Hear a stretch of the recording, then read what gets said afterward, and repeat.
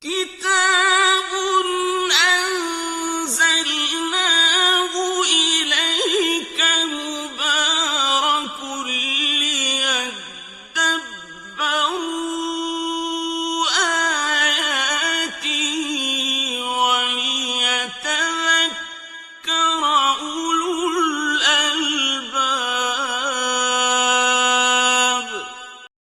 بسم الله الحمد لله والصلاة والسلام على سيدنا ونبينا محمد وعلى آله وأصحابه أجمعين. السلام عليكم ورحمة الله وبركاته.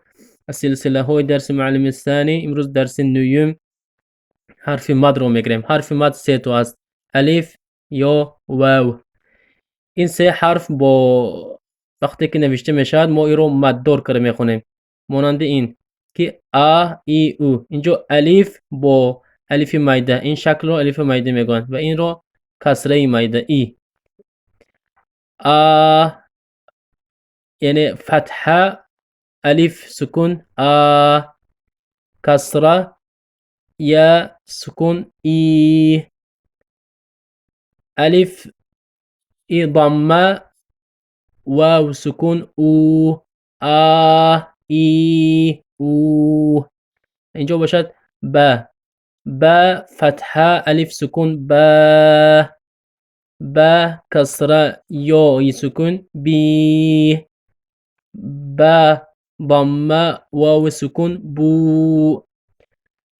در این الف یا واو یکون خیلی علامت نمیمونند، نه حرکت ها و نه سکون، بلکه خودش رو نوشته میکنن در قرآن. ما این رو مد حساب ده، مد آوازمون رو کمتر دراز میکنیم، یعنی همین حرکت رو میکشیم، مانند با، بی، بو.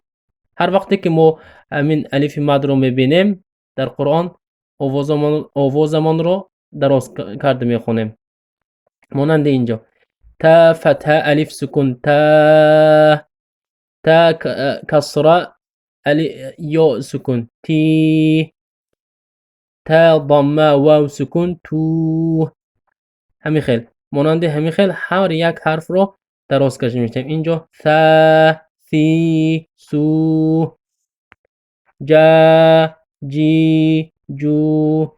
در این صفحه هر یک حرف رو با همین سه حرف مد الف یا واو نوشته کردند.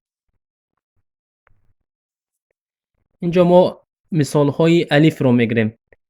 در این کتاب در هر یک مد مثال ها آوردن. ما امروز دوام درس به الف رو میگیریم. یا فتحه الف سکون یا، ما فتحه الف سکون ما، لام فتحه الف سکون لا،